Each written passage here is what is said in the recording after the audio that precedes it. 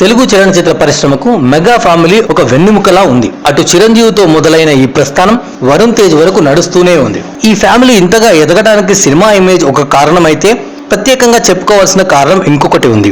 అదే వాళ్లకు ఉన్న సేవాగుణం. చిరంజీవి బ్లడ్ బ్యాంకు, ఐ బ్యాంక్తో మొదలు పెట్టాడు. దానివల్ల ఇంకా ఎంతో మంది అభిమానులను సంపాదించుకున్నాడు.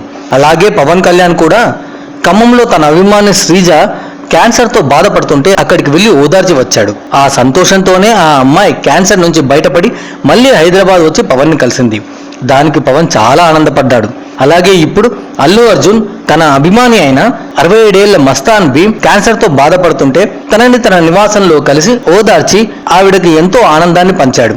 ఇలాగే ప్రతి హీరో సేవా కార్యక్రమాలు చేస్తే వాళ్ళు ప్రజల గుండెల్లో ఎప్పటికీ నిలిచిపోతారు. మెగాస్టార్ శంకర్ దాదా MBBS లో చెప్పినట్టు రోగుకి కావాల్సినది మందులే కాదు, కొంచెం ప్రేమగా పలకరిస్తే చాలు వాళ్ళు బ్రతికి బయటపడతారు. దీనికి పెద్దగా డబ్బు ఖర్చు కాదు, కొంచెం సమయం కేటాయిస్తే సరిపోతుంది. మరి మిగతా హీరోలు కూడా ఈ ఎంతో కొంత సేవ చేయాలని ఆశిద్దామా? Hi everybody, Please subscribe. please subscribe. Atos Media. Atos Media. Yatas Media. Atos Media. Yatas Media. You will definitely subscribe. And watch it. You will enjoy. Thank you.